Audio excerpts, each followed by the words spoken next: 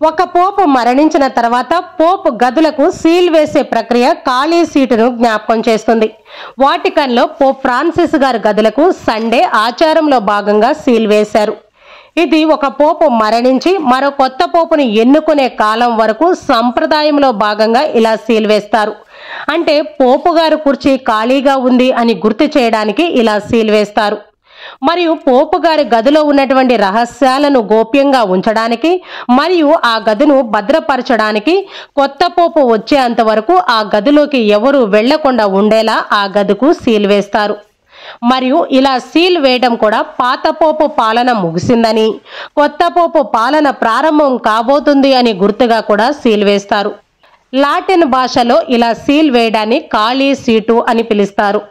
పోపు గారు వారి యొక్క జీవిత కాలంలో ఉపయోగించిన గదులతో పాటు మరియు పోపు గారు నివాసం ఉన్నటువంటి అపార్ట్మెంట్కి ఎరుపు రిబ్బన్లు కట్టి మైనముతో సీల్ వేసి మూసివేస్తారు. ఈ సంప్రదాయం పాత పోపు పాలన ముగిసిందని మరియు కొత్త పోపు కొత్త పరివర్తనతో పాలన ప్రారంభించాలి అని గుర్తు చేయడానికి పాత పోపు యొక్క గదులకు సీల్ వేస్తారు.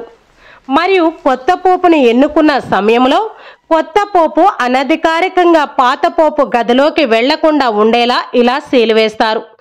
ఈ గదిను కార్డినల్ సమావేశంలో ఓపెన్ చేసి ఏముంది అనేది నిర్ధారించుకున్న తర్వాత ఆ గది యొక్క బాధ్యతలు మరియు ప్రపంచవ్యాప్తంగా ఉన్న కథోలిక చర్చ్ యొక్క బాధ్యతలను కొత్త పోపుకు అందిస్తారు.